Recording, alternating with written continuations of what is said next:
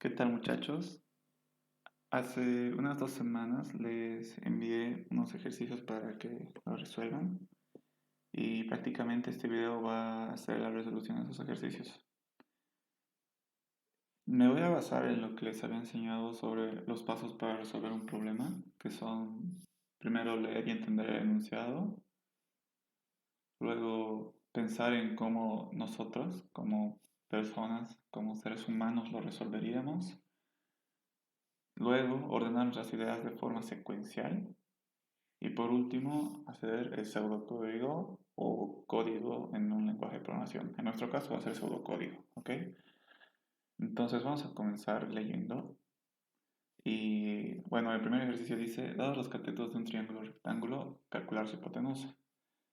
Entonces básicamente lo que nos pide el ejercicio es de que, dado los catetos de un triángulo rectángulo, tenemos que hallar su hipotenusa, ¿no es cierto? Entonces lo que sigue hacer es pensar cómo nosotros lo resolveríamos. Básicamente, para resolver este problema, algo que todos ya saben, bueno, creo que es un ejercicio básico de la trigonometría. Para resolver esto se utiliza el teorema de Pitágoras. Y a partir de ese teorema se puede deducir esta fórmula, que la hipotenusa va a ser igual a la raíz cuadrada del cateto 1 al cuadrado más el cateto 2 al cuadrado. Entonces, con esta fórmula vamos a poder resolver este problema. Si por ejemplo tenemos que los catetos son 5 y 3, entonces simplemente reemplazamos en la fórmula 5 al cuadrado más 3 al cuadrado y todo esto raíz, entonces el resultado sería 5,8 en este caso. En otro caso en el que los catetos ambos sean 4,5, entonces la hipotenusa simplemente reemplazamos en la fórmula de la hipotenusa y llegue a ser 6,3. ¿Ok? Entonces, básicamente para resolver este problema se utiliza teorema de Pitágoras. ¿Ok? No exactamente teorema de Pitágoras, porque ustedes saben que el teorema de Pitágoras es diferente, sería hipotenusa al cuadrado va a ser igual a c al cuadrado, c1 al cuadrado más c2 al cuadrado. Pero para despejar la hipotenusa al cuadrado, entonces sacar raíz y daría como resultado esta fórmula, ¿cierto? De esta manera resolveríamos nosotros este problema. Ahora, tenemos que ordenar nuestras ideas de forma secuencial de cómo resolveríamos este problema. Lo primero que haríamos sería leer los catetos, ¿ok? Siempre. Los catetos que el usuario quiere que tenga el triángulo rectángulo. Luego, reemplazamos el valor de los catetos en la fórmula de la hipotenusa, ¿no es cierto?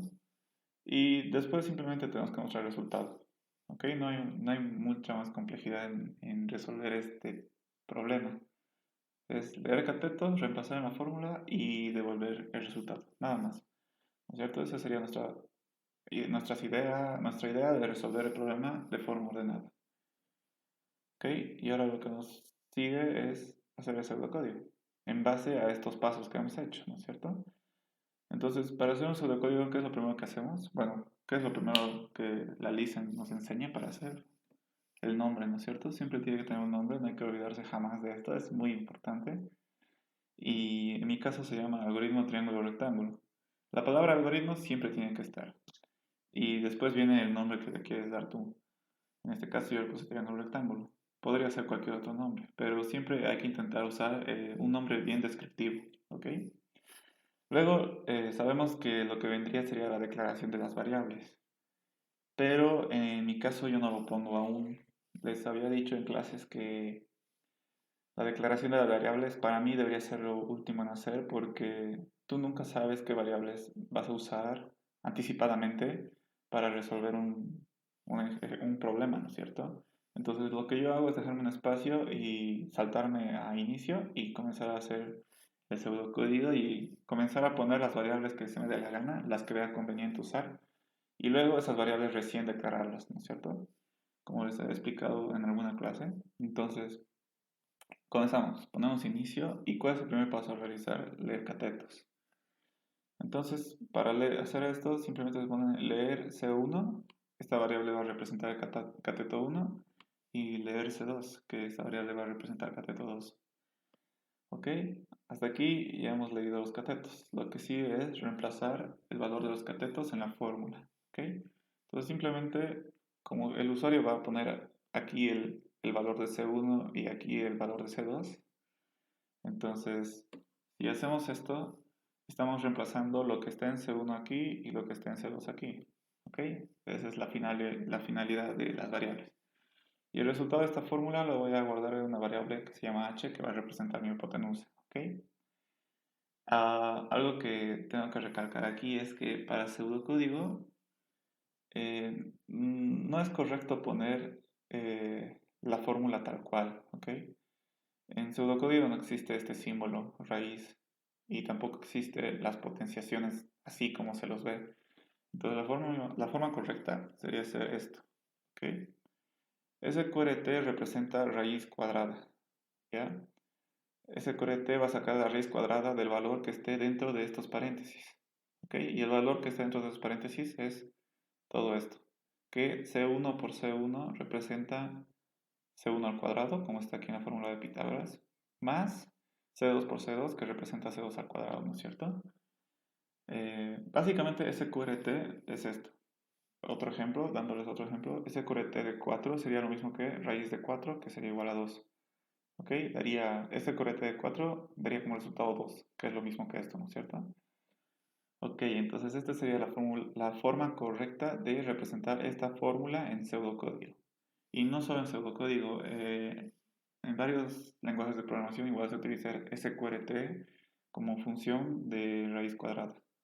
Y también hay funciones para representar potenciación, pero en nuestro caso no necesitamos utilizarlo, ¿no? Simplemente es al cuadrado, multiplicar dos veces el valor. Ok, entonces hasta aquí ya habríamos reemplazado el valor de los catetos en la fórmula. Entonces lo que sigue es mostrar el resultado. Para esto simplemente es imprimir h. El resultado va a estar en h. El resultado es la hipotenusa, entonces tenemos que imprimir la hipotenusa. Ok, y hasta aquí ya habríamos terminado de realizar los pasos de nuestra forma de resolver este problema. Lo que faltaría hacer aquí, que es común en todo, al hacer siempre pseudocódigos, ponerle al final fin algoritmo, y no hay que olvidarnos de nuestras variables, ¿no es cierto? El espacio que había dejado así era para las variables y no hay que olvidarnos de eso. Y las variables que he utilizado es C1, C2 y H, ¿no? Que representan cateto 1, cateto 2 y la hipotenusa, que todas estas variables van a ser de tipo decimal, ¿no es cierto? C1, el cateto 1 puede ser un valor decimal, como en el ejemplo habíamos visto, 4,5, o también podría ser un número entero, como era aquí antes 5 y 3, pero como está representada de forma decimal en el pseudocódigo, sería 5,0 y 3,0, ¿ok?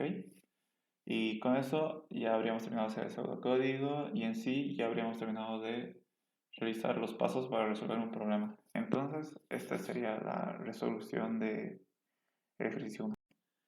Bueno, ahora nos toca el ejercicio 2 y como siempre lo primero que tenemos que hacer es leer y entender el enunciado. Ok, entonces lo que el ejercicio 2 dice, una tienda ofrece un descuento de 15% sobre el total de la compra y un cliente desea saber cuánto deberá pagar finalmente por su compra. Realizar un algoritmo que, dado el precio total de compra, calcule cuánto deberá pagar el cliente considerando el descuento. Entonces, básicamente lo que nos dice es de que supongamos que un cliente compra un producto 1 que cuesta 20 pesos, digamos, un producto 2 que cuesta 15 y un producto 3 que cuesta 5. Entonces, el total del precio a pagar sería 40, ¿no es cierto? Y la tienda dice que te va a dar un descuento del 15% de tu precio total. Entonces, al precio total, que en nuestro caso es 40, le vamos a restar el 15% de 40. Y eso sería el precio que debe pagar el cliente. Entonces, hay que darse cuenta que aquí en este ejercicio lo que nos va a dar el cliente, el usuario que va a utilizar el algoritmo o el programa, no va a ser el precio de los productos. En el enunciado dice que dado el precio total, o sea, se refiere a que nos va a dar este valor, o sea, el precio que debe pagar directamente. No nos va a dar el precio de los productos que ha comprado, sino directamente el usuario va a sumar por su cuenta el precio total y eso es lo que nos va a dar. ¿Ok? No hay que preocuparnos por el precio de los productos y qué productos ha comprado el cliente. Simplemente hay que tomar en cuenta el precio total. ¿Ok? Y básicamente eso. Ahora lo que necesitamos hacer es pensar cómo lo resolveríamos nosotros. Para esto tenemos que quitar, o sea, tenemos que hallar este porcentaje, ¿no es cierto? Porque no podemos restarle a 40 simplemente menos 15%, ¿no? Tenemos que saber a cuánto equivale el 15%. Tenemos que sacar, en otras palabras, el 15% de 40 y eso restarle a 40. Entonces, ¿cómo se hace eso? Por ejemplo, si yo digo 50% de 200, ¿cómo se halla eso? Entonces se hace esto, lo siguiente, que se ha aprendido en el cole, cuando hemos visto esto de porcentajes en aritmética. Para hallar el 50% de 200 se hace lo siguiente, se multiplica 200 por 50 sobre 100, en este caso, ¿no es cierto? Y nos daría 100. Entonces 100 llegaría a ser el 50% de 200. En otro ejemplo, 35% de 80 sería 80 por 35 sobre 100. Y eso sería 28. Entonces 28 sería el 35% de 80. ¿Ok? En nuestro caso, tenemos que hallar el 15% de 40, que sería igual al descuento. Entonces, ¿cómo se hace eso? 40 por 15 sobre 100. Y eso sería igual a 6. ¿Ok? Este 6 sería el descuento que se va a aplicar, no es lo que tiene que pagar el cliente.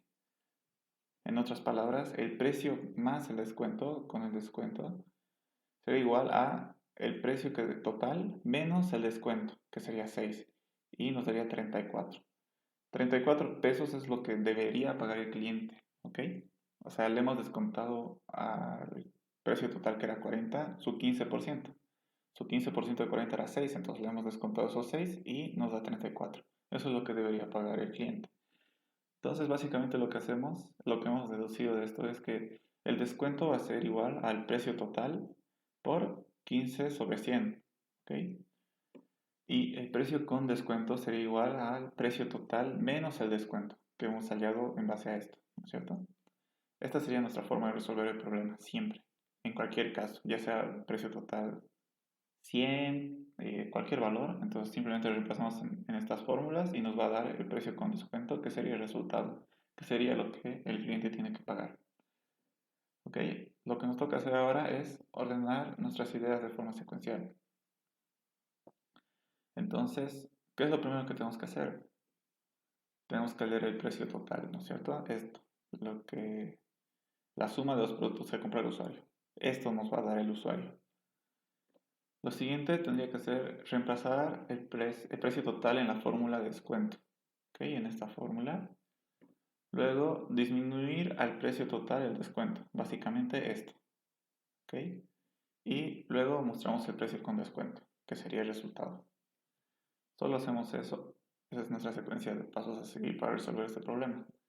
Ahora nos toca hacer el pseudocódigo. Como siempre, primero el nombre del algoritmo o del pseudocódigo. Algoritmo descuento, en mi caso. ¿Ok? Luego dejamos espacio para las variables, como ya les había dicho, y ponemos inicio, siempre. Nunca se tienen que olvidar poner inicio después de las variables. Ahora comenzamos con nuestro primer paso, que es leer precio total. ¿Ok? ¿Cómo hacemos eso? En pseudocódigo, leer, y me he creado una variable que se llama precio total. ¿Ok? Por si acaso las variables, algo que tal vez me olvidó explicarles en clases, no sé si la Lisen les explicó. Pero para las variables, si quieres que tu variable tenga dos palabras y no solo una, como es normalmente, no se pone espacio, ¿ok? No se pone precio, espacio total, sino para distinguir las palabras se pone precio y la siguiente palabra en mayúscula, o otra solución sería poner barra baja, guión bajo y después total, ¿ok? Nunca se pone espacios en el nombre de las variables porque ningún lenguaje reconoce el nombre de una variable con espacio. Siempre la variable tiene que ser una cadena sin espacios. Siempre tiene que ser una secuencia de caracteres seguidas, sin espacios, ¿ok? Entonces, en mi caso, precio total va a ser la variable que va a almacenar, como dice su nombre, el precio total, ¿ok? Eh, Ya hemos leído el precio total. El siguiente paso es reemplazar precio total en la fórmula de descuento. Esta es nuestra fórmula de descuento, ¿ok? Entonces lo que tenemos que hacer es, me creo una variable que se va a llamar descuento y aquí voy a almacenar el resultado de la fórmula, ¿no es cierto? Precio total por 15 sobre 100, que sería igual a esto, ¿ok? Precio total, lo que he recibido aquí al leer, multiplicado por 15 sobre 100. Luego lo que tenemos que hacer es disminuir al precio total el descuento, ¿ok? Entonces, precio con descuento, bueno, mi variable se llama precio descuento, que va a representar el precio con descuento.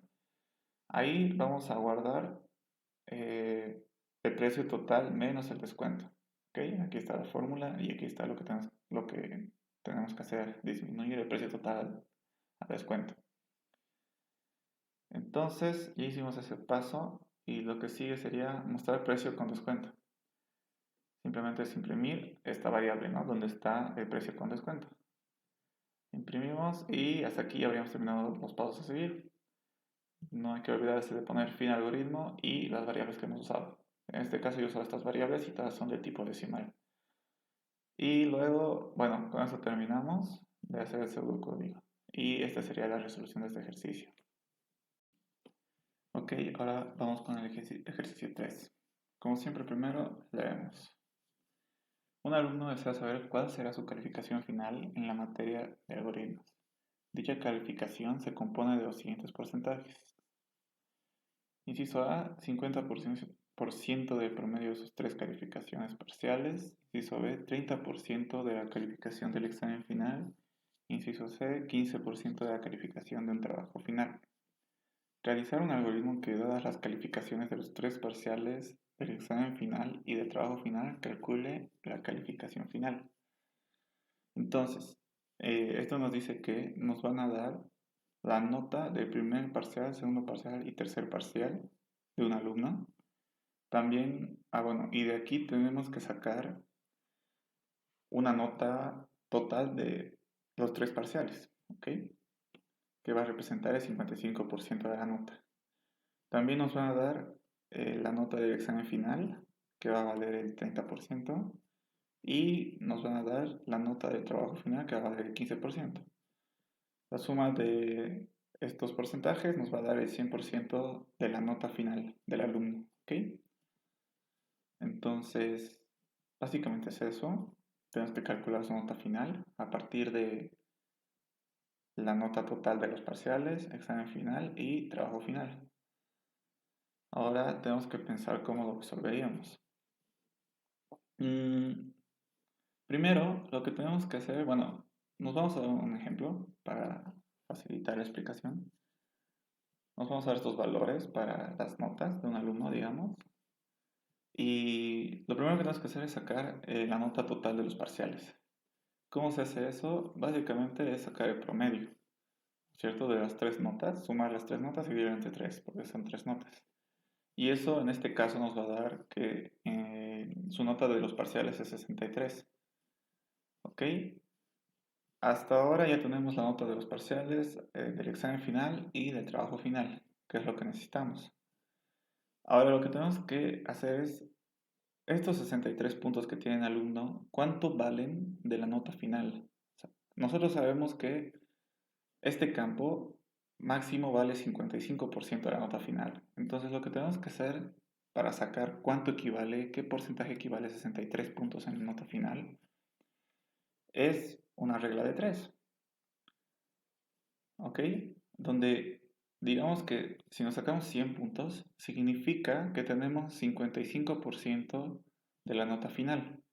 ¿Ok? Si nos sacamos 100 puntos en los parciales, ¿no es cierto? En este campo. Si nos sacamos 100 puntos, tenemos el 55% de la nota final. Pero si nos sacamos 63 puntos, como en este caso, ¿cuánto equivale en porcentaje de la nota final? ¿Ok?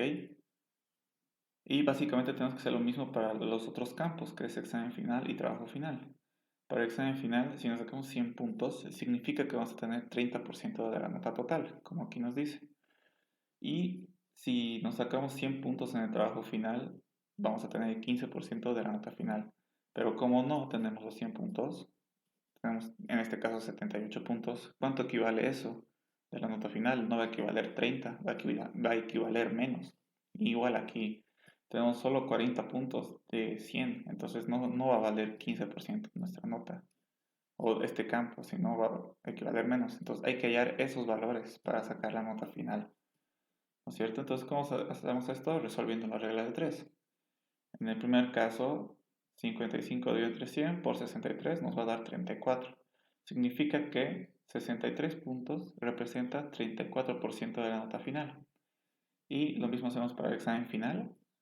30 dividido entre 100 por 78 es igual a 23%. Significa que 78 puntos del examen final representan el 23% de la nota final. Y para el trabajo final lo mismo. 15 dividido entre 100 por 40. Esto da igual a 6%. 40 puntos de trabajo final representan 6% de la nota final. ¿Ok? Entonces ya tenemos el porcentaje de lo que representa cada campo en la nota final. Entonces lo único que nos falta hacer para hallar la nota final es sumarlos. ¿Ok? 34 más 23 más 6 nos da 63%. Y este 63% llegaría a ser la nota final del alumno en la materia de algoritmos. ¿Ok? Esta es su calificación final. Este es el resultado, es lo que nos piden. Entonces, básicamente lo que hemos hecho es, primero, calcular el total de los parciales, ¿no es cierto? Que sería el promedio del parcial 1 más el parcial 2 más el parcial 3 dividido entre 3. Luego, lo que hacemos es sacar el porcentaje de cada nota, ¿ok? De cada campo, que sería de los parciales, del examen final y del trabajo final. Y eso se hace con esta fórmula. El porcentaje de la nota sería igual al porcentaje total de la nota. Por ejemplo, el porcentaje total de la nota de los parciales es 55%. El porcentaje total de la nota del examen final es el 30%. El porcentaje total de la nota del trabajo final es el 15%. Entonces, eso tiene que venir aquí, estos valores, dependiendo de qué campo estás intentando sacar el porcentaje. Eso se reemplaza aquí, dividido entre 100 por la nota que se ha sacado el alumno en ese campo. Esta es la fórmula básicamente de la regla de 3 en nuestro caso. Y luego de haber sacado los porcentajes de las notas, simplemente para hallar la nota final sumamos el porcentaje de cada campo. El porcentaje de los parciales más el porcentaje del examen final más el porcentaje del trabajo. ¿No es cierto? Y este sería el resultado, la nota final. Entonces, hasta aquí ya hemos pensado en cómo resolveríamos el ejercicio. Ahora hay que ordenar nuestras ideas. ¿Qué es lo primero que hacemos? Leemos todas las notas. Primer parcial, segundo parcial, tercer parcial, la nota del examen final y del trabajo final. Luego, calculamos la nota total de los parciales, ¿no es cierto? El promedio. Después, calculamos el porcentaje de cada nota, o sea, de los parciales, del examen final y del trabajo final. Después, calculamos la nota final sumando los porcentajes de cada nota. ¿Ok? Hallamos los porcentajes de cada nota y sumamos los tres porcentajes y nos va a dar la nota final. Y luego mostramos la nota final. ¿Ok? Ahora vamos a hacer el pseudocódigo en base a estos pasos. Ok, como siempre, primero el nombre del algoritmo. Luego dejamos espacio y, bueno, yo he puesto mucho espacio porque voy a utilizar hartas variables. Y pongo inicio. Y comenzamos con el primer paso, leer notas. ¿Qué notas tenemos que leer? Tenemos que leer el primer parcial. En mi caso yo lo represento con la variable P1. Leemos segundo parcial, igual con P2. Y leemos el tercer parcial con P3. ¿Cierto? P1, P2 y P3 son el nombre de mis variables. Luego, ¿qué más nos falta leer? Nos falta leer la nota del examen final. ¿Ok? Y nos falta leer la nota del trabajo final. ¿Ok? Estas son mis variables. Hasta aquí hemos leído todas las notas. Ahora lo que sigue es calcular la nota total de los parciales. ¿Cómo se hace eso? Aquí está nuestra fórmula, ¿no? Básicamente es el promedio. Y voy a guardar eso en una variable que se va a llamar nota parciales. Y aquí está, ¿no es cierto? P1 más P2 más P3 dividido entre 3, el promedio. Ok, hasta ahí ya calculé la nota total de los parciales y lo que sigue es calcular el porcentaje de cada nota. Entonces primero vamos a calcular el porcentaje de la nota de los parciales. ¿Y cómo se hace eso? Con esta fórmula que hemos deducido de la regla de 3. Porcentaje de parciales va a ser mi variable donde voy a guardar. Va a ser igual a el 55, ¿no es cierto? El porcentaje total de la nota. 55 sobre 100 por la nota que se sacó mi alumno en los parciales, ¿no es cierto? Que está aquí. Esta sería esta fórmula, básicamente. Luego necesitamos sacar el porcentaje de la nota del examen, ¿no es cierto? Entonces me creo otra variable por examen, que va a representar el porcentaje de mi examen. Va a ser igual 30 dividido entre 100 por nota del examen, ¿ok? Que nos ha dado el usuario. Aquí hemos leído. Y nos toca sacar el porcentaje de trabajo, que lo guardo en esta variable. Y va a ser igual a 15 dividido entre 100 por nota de trabajo, que igual lo hemos leído. ¿Ok? Si se dan cuenta, simplemente estamos reemplazando esos valores aquí en la fórmula. Y también estamos reemplazando la nota de los valores que hemos obtenido del usuario y también del valor que hemos obtenido del promedio de sus parciales. Ya está. Hasta aquí ya hemos hallado el porcentaje de las notas. Y lo que sigue es calcular la nota final, sumando los porcentajes, ¿no es cierto? Entonces, básicamente me creo otra variable que va a ser nota final y va a ser igual al porcentaje de los parciales más el porcentaje del examen más el porcentaje de trabajo. Aquí me comí una C por si acaso y una R. Entonces, pero esta variable representa esta, ¿ok? Solo que me comí dos letras. Nota final va a ser igual a todo esto y lo que nos queda hacer es mostrar la nota final. Y eso simplemente lo hacemos con imprimir nota final. Y hasta aquí habríamos terminado nuestros pasos. Nos falta poner el fin al algoritmo y las variables, que en mi caso he utilizado un montón de variables. P1, P2, P3, nota examen, nota trabajo, nota parciales, porcentaje examen, porcentaje trabajo y nota final. Y todos estos van a ser de tipo decimal. Y hasta aquí ya habríamos terminado el pseudocódigo y esta es la resolución del ejercicio 3. Ok, ahora nos toca el ejercicio 4 y lo que dice es diseña un algoritmo que, dado un número de dos cifras, diseña un algoritmo que permita, bueno, aquí hay un error de redacción, igual en la práctica me di cuenta tarde, cuando ya les había enviado, pero básicamente lo que debería decir el ejercicio es diseña un algoritmo que, dado un número de dos cifras, permita obtener el número invertido. Por ejemplo, si se introduce 23, que muestre 32. ¿Ok? Otro ejemplo sería que si nos dan 40, devolvamos 4. ¿No? El número invertido de 40 es 4. ¿Ok? Básicamente eso dice el ejercicio. Entonces, ¿cómo lo resolveríamos? Digamos, en el caso de 23, tenemos que tomar dos partes de este número. ¿Ok? Este solo es un número, 23. Pero para poder resolver este ejercicio tenemos que dividirlo en dos números. ¿Ok? Uno va a ser el dígito de las decenas y otro va a ser el dígito de las unidades. Hay que dividirlo en esos dos números, en esos dos dígitos. ¿Ok? Ahora, tenemos que obtener entonces el dígito de las decenas. ¿Cómo hacemos eso? El dígito de las decenas va a ser igual a 23 dividido entre 10. Si dividimos, nos va a dar 2. Ahí obtenemos el dígito de las decenas. Quiero recalcar que este operador div que está aquí es muy diferente al slash, ¿no es cierto? Que también representa división. ¿Ok? Si hacemos 23 dividido entre 10 con este div, nos va a dar solo la parte entera, el resultado. En cambio, si hacemos 23 dividido entre 10 con el slash, nos va a dar el resultado total, parte entera y parte decimal. En este caso solo necesitamos la parte entera, entonces no vamos a utilizar este operador slash, simplemente el div. ¿Ok? Ahora tenemos que hallar el dígito de las unidades. ¿Y cómo se hace eso? Se hace 23 módulo de 10 y eso nos va a dar igual a 3. Creo que ya hemos visto esto en clases sobre el módulo con la lista en igual, pero para los que no se acuerdan, módulo básicamente es esto. Dividimos 23 entre 10 y ejecutamos esa operación y lo que nos va a dar de resultado es el 2, ¿no es cierto? Como aquí arriba. Pero el residuo de esta división es 3 y este va a ser el resultado del módulo, ¿ok? Si digamos hacemos 23 módulo de 10, en realidad es una división, pero como resultado no nos va a dar el 2, sino el residuo, que sería el 3, ¿ok? Entonces nos da 3. Eso es el módulo. Y en nuestro caso, dígito de las unidades va a ser igual a 23 módulo de 10 y nos va a dar 3. ¿Ok? Hasta ya tenemos ambos dígitos separados. Tenemos en dígito de decenas el 2 y en dígito de unidades 3. Ahora, para invertir el número, ¿qué tenemos que hacer? Tenemos que multiplicar el dígito de las unidades por 10, ¿ok? Y nos va a dar 30.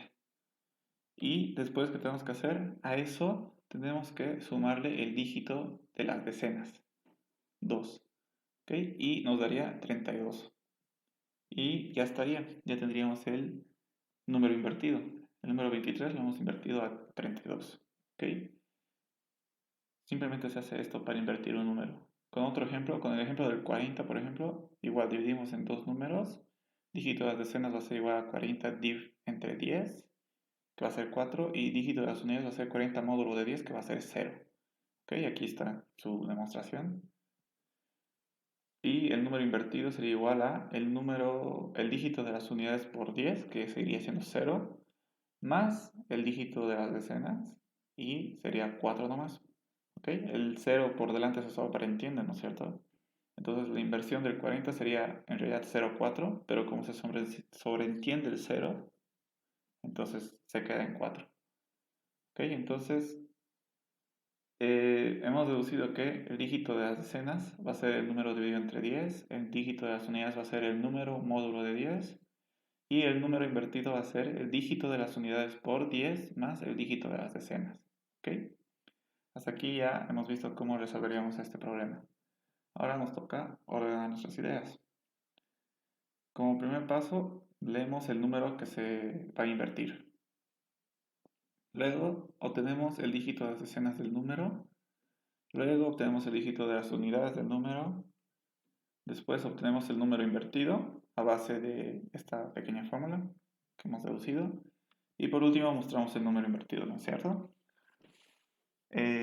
Ahora nos toca hacer el pseudocódigo. Como siempre, primero el nombre, invertir número en mi caso. En el caso de los nombres de los algoritmos o pseudocódigos, no es necesario si va a tener dos números o dos palabras, perdón, aquí sí se puede usar espacio, ¿ok? Después dejamos espacio para otras variables y ponemos inicio. Y comenzamos con el primer paso. Leer número invertir. Leemos un número. Bueno, mi variable número va a almacenar el número que se va a invertir. ¿Ok?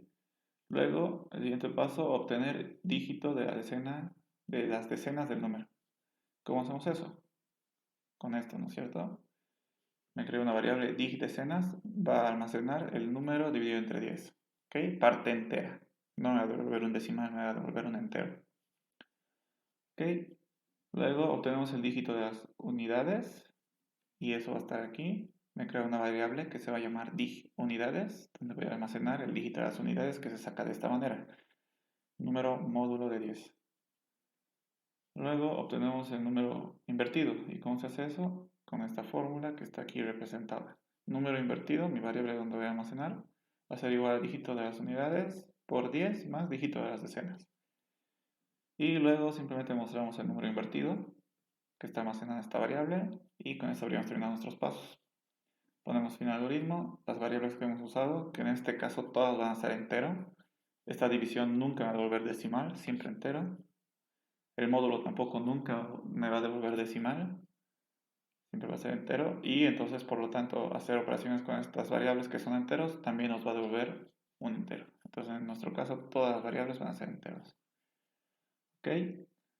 Y con eso habríamos terminado el pseudocódigo y, por lo tanto, de resolver este problema. Ahora nos toca el ejercicio 5 y dice lo siguiente.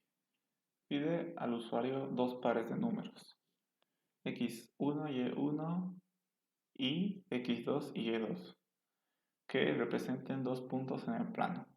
Realice un algoritmo que calcule y muestre la distancia entre ellos.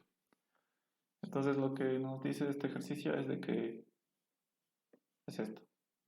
Nos van a dar x1 y y1, x2 y y2, que van a representar dos puntos. Y básicamente hay que hallar la distancia entre esos dos puntos. ¿No es cierto? Entonces, ¿cómo lo resolvemos? Bueno, nosotros hemos aprendido en el cole en geometría y también en álgebra 1 en la U nos enseñan esto sobre distancia entre dos puntos. Y básicamente es esta fórmula que es una deducción a partir del teorema de Pitágoras. Esta fórmula es la distancia en realidad entre dos puntos, ¿no es cierto? Tomando en cuenta sus coordenadas x2, x1, y2 y y1. ¿Ok? Y eso nos daría la distancia entre los dos puntos. Bueno, en sí este no es el teorema de Pitágoras, pero esta fórmula sale a partir de eso. Y si quieren pueden buscar en internet cómo se deduce esta fórmula. No es muy complicado. Es muy parecido a hallar la hipotenusa de un triángulo rectángulo. ¿Ok? Entonces, por ejemplo, si el usuario nos da 2 y 4 en x1 y1 y 5 y 1 en x2 y y2, para hallar la distancia simplemente tenemos que reemplazar esos valores en la fórmula. ¿Ok? Que sería así. Y el resultado en este caso sería 4,2 de distancia.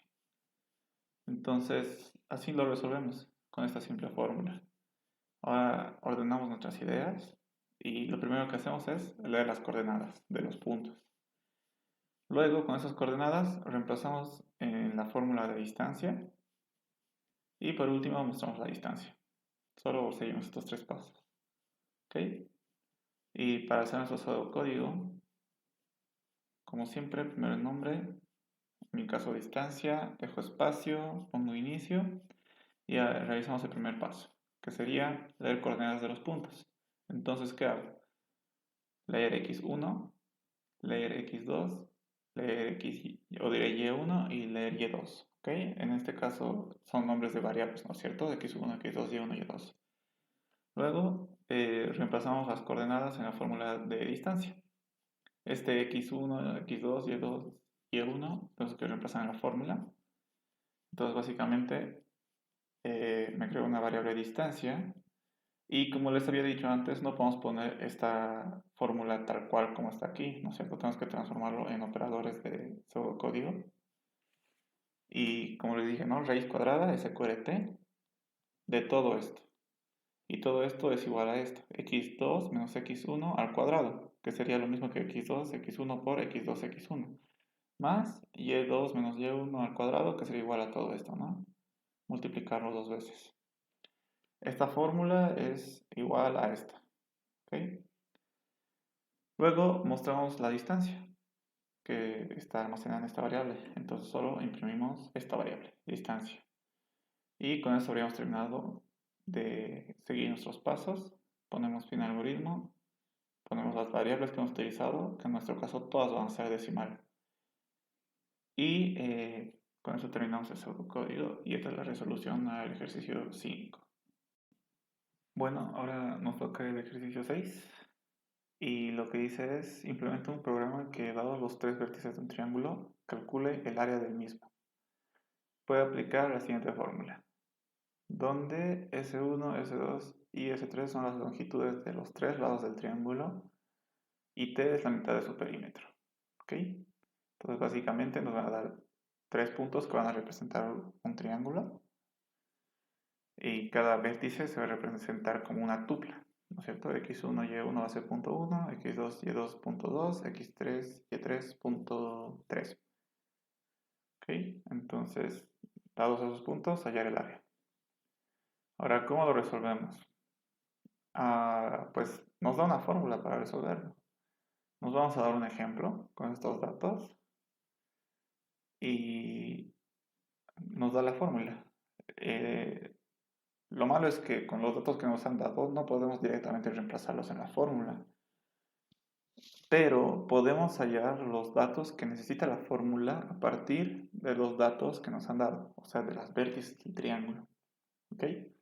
Entonces, lo primero que vamos a hallar van a ser S1, S2 y S3, que son las longitudes de los lados del triángulo. Y básicamente para esto hacemos lo mismo que en el anterior ejercicio. Hallamos la distancia entre dos puntos. Pero en este caso vamos a repetir ese procedimiento tres veces, ¿no es cierto? Para hallar los tres lados del triángulo. Primero hallamos un lado, después el otro y después el otro. ¿Ok? Entonces, en nuestro ejemplo vamos a decir que S1 va a ser este lado, S2 este y S3 este. Entonces hallamos S1, que va a ser distancia entre puntos, y nos sale que es 4,1, S2 nos sale que es 4,2 y S3 es 4,1. ¿Ok? Ya tenemos la longitud de sus lados. Ahora tenemos que hallar la mitad del perímetro, que es igual a t. ¿Y cómo se halla el perímetro? El perímetro es la suma de los tres lados del triángulo, ¿no es cierto? Pero necesitamos hallar la mitad de ese perímetro. Entonces sumamos los tres lados y lo dividimos entre 2. Y eso nos va a dar el resultado de t, la mitad del perímetro, que en este caso sale 6,2. ¿Ok? Ahora ya tenemos el valor de t, el valor de S1, S2 y S3. Y ahora podemos simplemente reemplazar en la fórmula que nos han dado. Y el resultado en este caso nos sale 7,4. ¿Ok? Y básicamente así resolvemos este problema, ¿no es cierto? Hallamos primero las longitudes de los lados, hallamos la mitad del perímetro y eso lo repasamos en la fórmula de área. Ahora ordenamos nuestras ideas. Primero leemos las coordenadas de los vértices del triángulo. Luego calculamos las longitudes de los lados del triángulo. Luego calculamos la mitad del perímetro y reemplazamos los datos que hemos hallado en la fórmula del área. Y por último, mostramos el área. ¿Ok? Con estos pasos ya podemos hacer el pseudocódigo. Como siempre, primero el nombre del algoritmo, área triángulo en mi caso, me dejo espacio para las variables, pongo inicio y comienzo con el primer paso, que es leer coordenadas de los vértices del triángulo. ¿Ok? Entonces leo x1, leo y1, leo x2, y2, x3 y y3. Son las coordenadas de los tres puntos que en realidad son las tres vértices de mi triángulo. Luego tenemos que calcular las longitudes de los lados del triángulo. ¿Cómo se hace eso? Habíamos dicho que es distancia entre dos puntos, ¿no es cierto? Entonces me creo una variable S1 que va a representar mi lado S1 y voy a aplicar la fórmula de distancia entre dos puntos, reemplazando las coordenadas de punto 1 y el punto 2. Luego hago lo mismo con el lado S2, que está en base al punto 2 y punto 3. Y luego hallo el lado S3, que está en base al punto 3 y punto 1, ¿no es cierto? Esta es la fórmula de distancia entre dos puntos. Hasta ahí ya tenemos almacenados en S1, S2 y en S3 las longitudes de los lados del triángulo. Lo que sigue es calcular la mitad del perímetro del triángulo. ¿Cómo se hace eso? Me creo una variable t, como está en la fórmula, y ahí pongo la mitad del perímetro del triángulo, ¿no es cierto? S1 más S2 más S3 y entre 2 es la mitad del perímetro del triángulo. Luego nos toca reemplazar los datos de la fórmula reemplazar los datos en la fórmula del área. Entonces me creo una variable a que va a representar el área y esta sería la fórmula del área. Es igual a la que está aquí. Esta fórmula es igual a esta fórmula. ¿Ok? Y reemplazamos todos los valores que tenemos ya. Y el resultado se va a guardar en la variable a. Y el siguiente paso es mostrar el área, que sería simplemente imprimir a, que represente el área, ¿no es cierto? Con eso terminamos nuestros pasos, ponemos fin al algoritmo, las variables que hemos usado, que en nuestro caso va a ser todas decimales, y hemos terminado la resolución de este ejercicio. Bueno, ahora vamos con el ejercicio 7, que dice lo siguiente. Realiza un programa que reciba una cantidad de minutos y muestre por pantalla a cuántas horas y minutos corresponde. Por ejemplo, si nos dan 1000 minutos, esto es equivalente a 16 horas y 40 minutos, ¿no es cierto? Ok, entonces otro ejemplo podría ser si nos dan 45 minutos, esto va a equivaler a 0 horas y 45 minutos. ¿Ok? 45 minutos no llega ni a una hora, ¿no es cierto? Entonces, ¿cómo hacemos esto? Eh,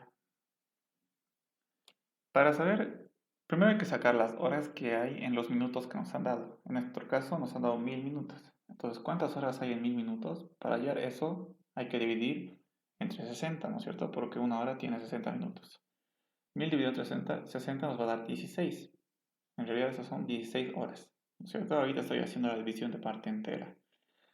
Entonces vamos a tener que en 1000 minutos son 16 horas, ¿ok? Y ahora lo que tenemos que hallar después de eso es cuántos minutos eh, tiene 16 horas en 1000 minutos, ¿no es cierto? O sea, 16 horas no son exactamente 1000 minutos. 16 horas es un poco menos que 1000 minutos, ¿ok? Y por lo tanto van a sobrar algunos minutos. Y en realidad eso lo que sobra son 40 minutos. ¿Y cómo hallamos eso? Hay dos formas en realidad. La primera forma es, a ver, tenemos que contar o tenemos que calcular cuántos minutos hay en 16 horas. ¿Ok? ¿Cómo se hace eso? Multiplicamos 16 por 60. ¿Ok?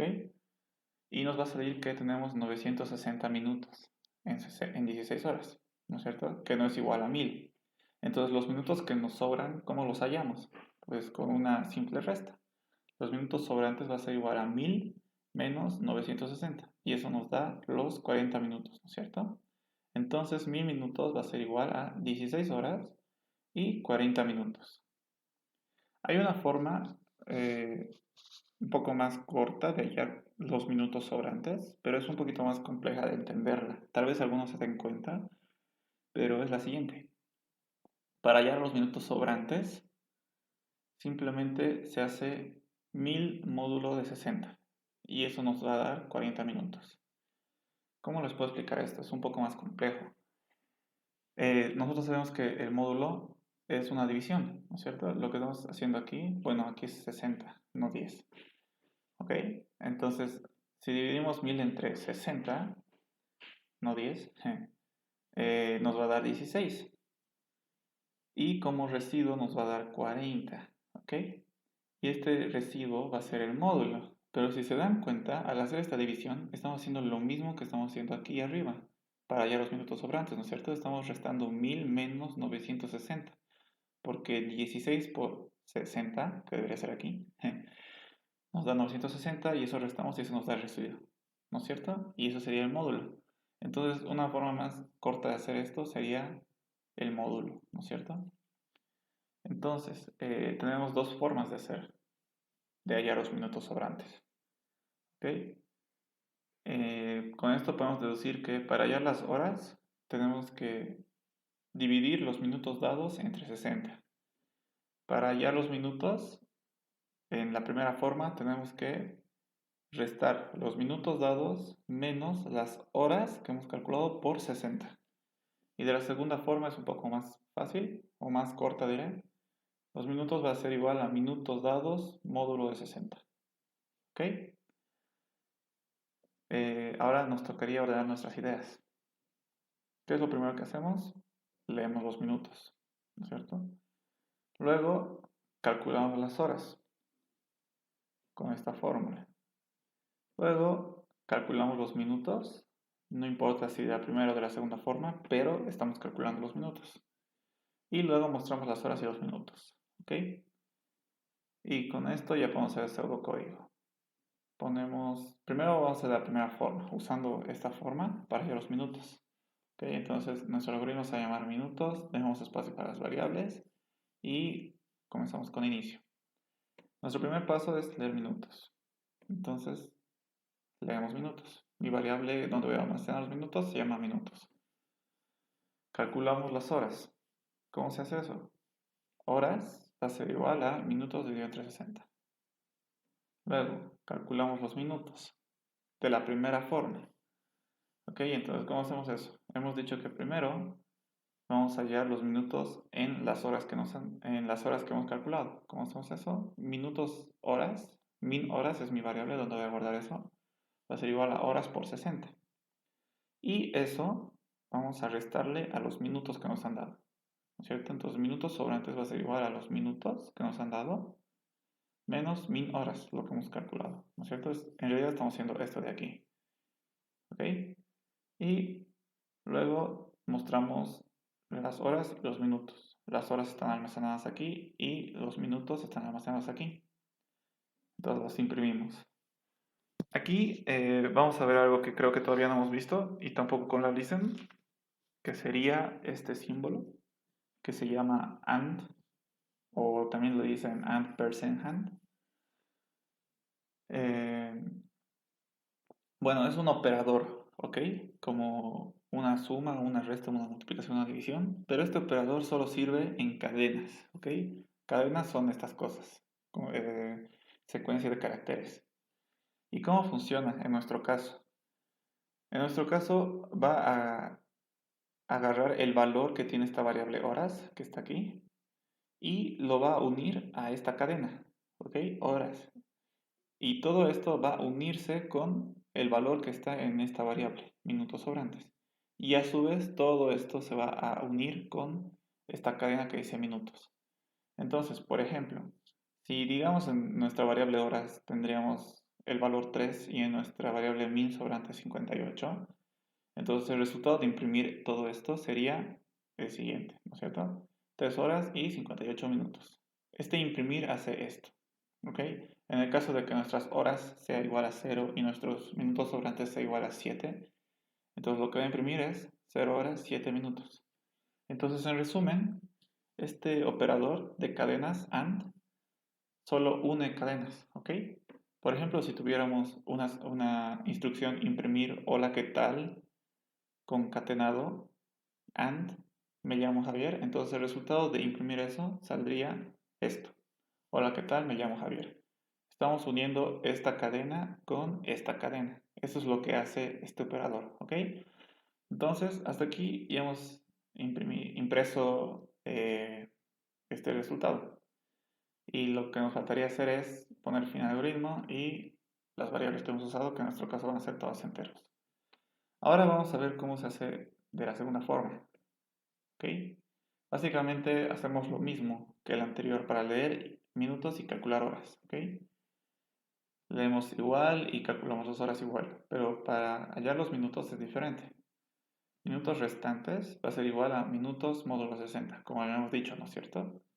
Y eso se va a almacenar en esta mi variable y luego mostramos, ¿no es cierto? De la misma manera que lo hicimos en el anterior pseudocódigo, igualito. Y terminamos el algoritmo. En este caso he disminuido de variables y he usado una diferente, que igual son de tipo entero, ¿ok? Entonces tenemos dos formas de resolver el mismo ejercicio. Y con esto ya está resuelto el ejercicio 7, ¿ok? Ahora vamos con el ejercicio 8, que dice lo siguiente. Dada una medida de tiempo expresada en horas, minutos y segundos con valores arbitrarios, elabora un programa que transforme dicha medida en una expresión correcta. Por ejemplo, dada la medida 3 horas, 118 minutos y 195 segundos, el programa deberá obtener como resultado 5 horas, 1 minuto y 15 segundos. Básicamente, esta hora tiene el mismo tiempo, no es hora, bueno, este tiempo es el mismo que este, ¿no es cierto? Transcurre el mismo tiempo en los dos. Los dos son 5 horas, con 1 minuto y 15 segundos. Solo que este está expresado con más minutos y más segundos. ¿Ok? Entonces, básicamente lo que nos dice que hagamos es que devolvamos el tiempo en una forma correcta, como está aquí. ¿Y a qué se refiere con correcto? Que los segundos sean menores a 60, porque cuando ya son 60, ya es 1 minuto, ¿no es cierto? Entonces eso debería pasar a la parte de los minutos.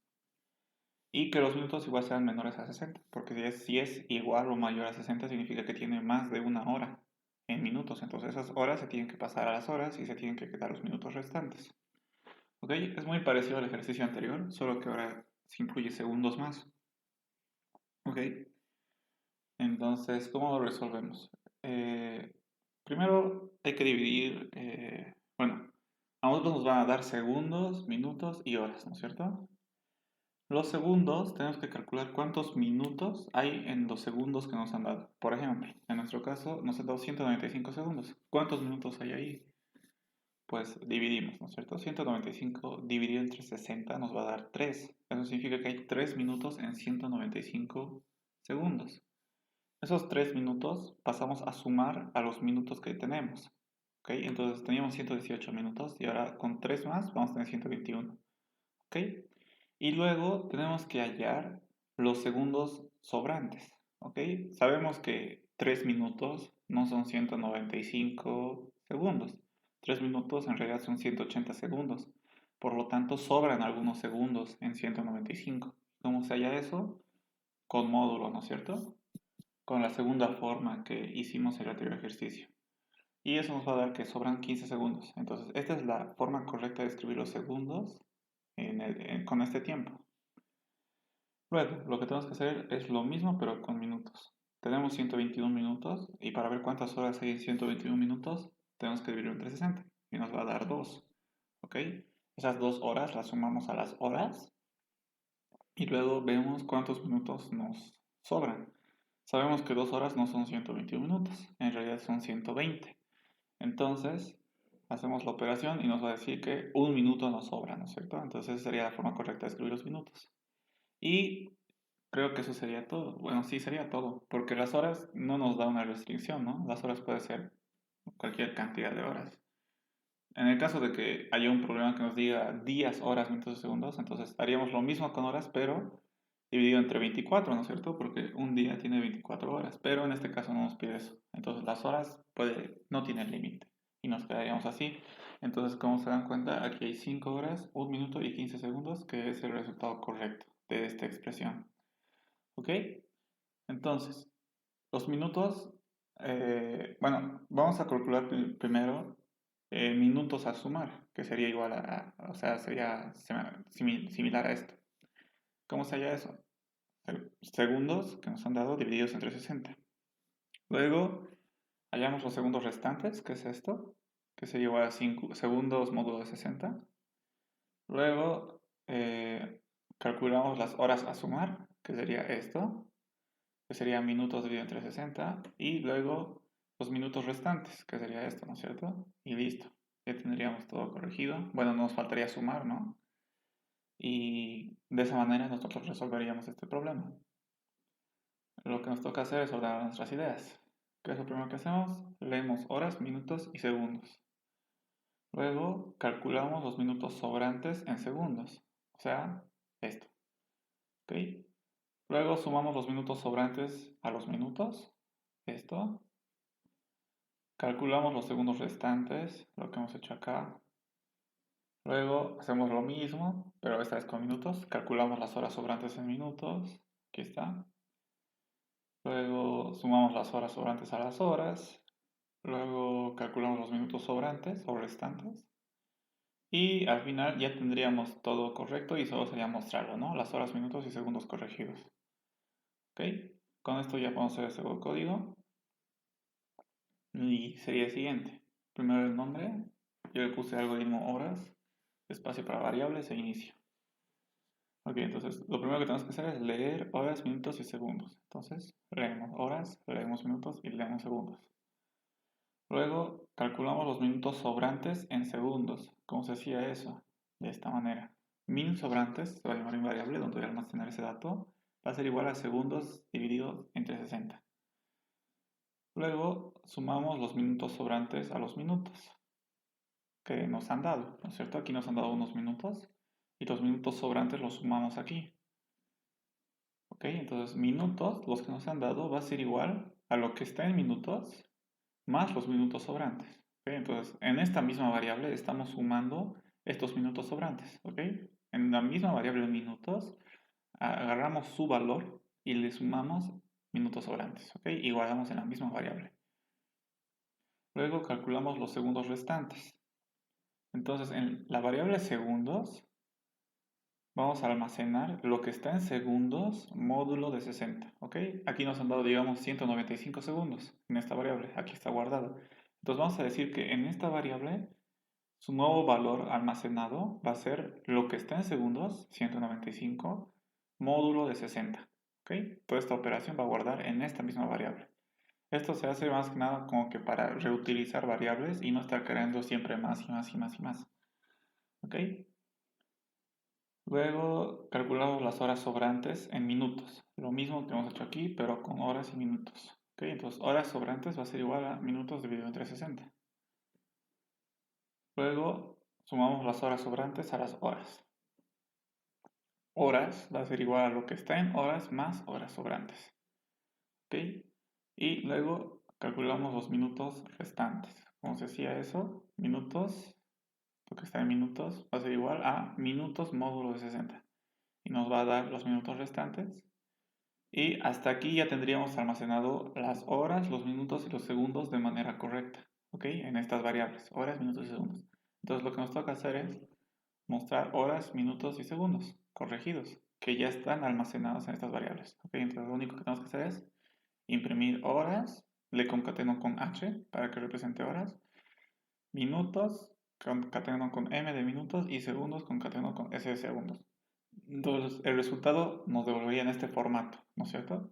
El valor de horas con una H, el valor de minutos con una M y el valor de segundos con una S, ¿no? Como hemos visto aquí. Ok, ustedes ya saben qué hace este operador. Y hasta aquí hemos terminado los pasos, escribimos fin algoritmo y las variables que hemos usado. En nuestro caso siempre van a ser enteros todas estas variables que hemos usado. ¿Ok?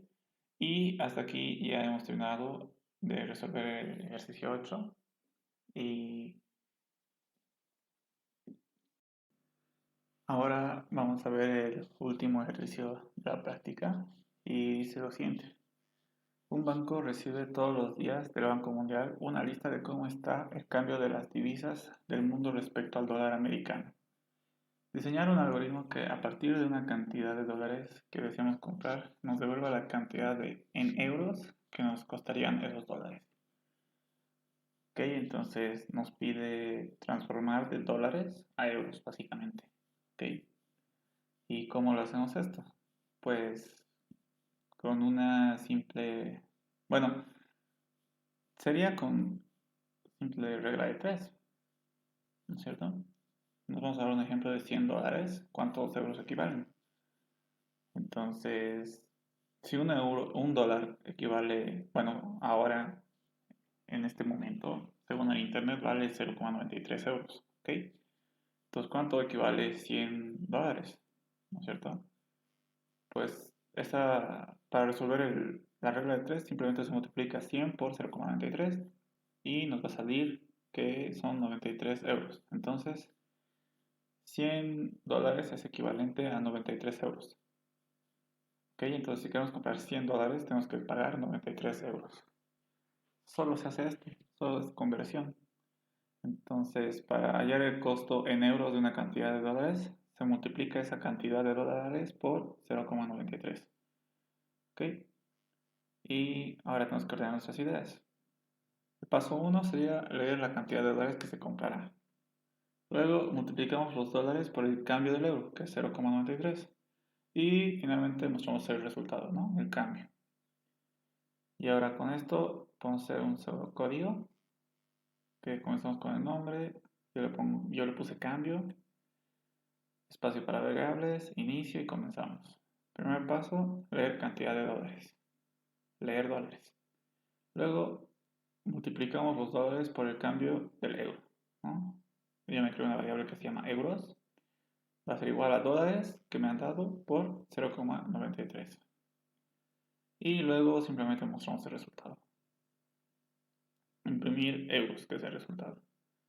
Luego finalmente ponemos fin y las variables, que solo he usado dos, que son de tipo decimal. Y con eso terminaríamos este ejercicio, que creo que estaba súper fácil. Algo que les puedo decir, que lo tomen siempre en cuenta, es de que a veces en los exámenes y ejercicios que nos dan, nos ponen un enunciado súper largo y todavía nos escriben una historia del problema y es súper largo, lo que hace que sea un poco más tedioso leerlo y no entender bien el punto. Pero a veces los ejercicios, por más largos que sean, no significa que sean difíciles, ¿ok? A veces solo ponen muchas cosas para que sea un poco confuso el problema, pero al final el- la resolución es sencilla, ¿ok? Entonces mi consejo es de que si ven que un problema tiene un enunciado largo, no significa que sea difícil, entonces no le tengan miedo, ¿ok? Siempre tienen que leer con calma y entender, ¿no? Como dice nuestro primer paso de resolución de algoritmos, siempre hay que leer y entender, siempre. Es lo primero que se hace. Y otro tip sería de que, bueno, no otro tip, sino algo que es evidente y no se deberían preocupar en el hecho de que ustedes han resuelto el problema, pero no es el mismo, de la misma manera que yo lo resolví, ¿ok? Para resolver un problema hay varias formas de resolverlo. Entonces, los que yo he presentado en este video simplemente son las formas que yo he visto que puedo resolver y que puede haber muchas más resoluciones diferentes a la mía y que puede estar bien, ¿ok? Solo que siempre tienen que hacer su prueba de escritorio para ver si funciona su algoritmo, ¿ok? Puede que sea diferente al mío, pero no significa que esté bien y tampoco significa que esté mal, ¿ok? Pero para asegurarse de que esté bien, tienen que hacer siempre su prueba de escritorio. Y pues creo que con esto terminamos todo y espero que les haya servido, muchachos.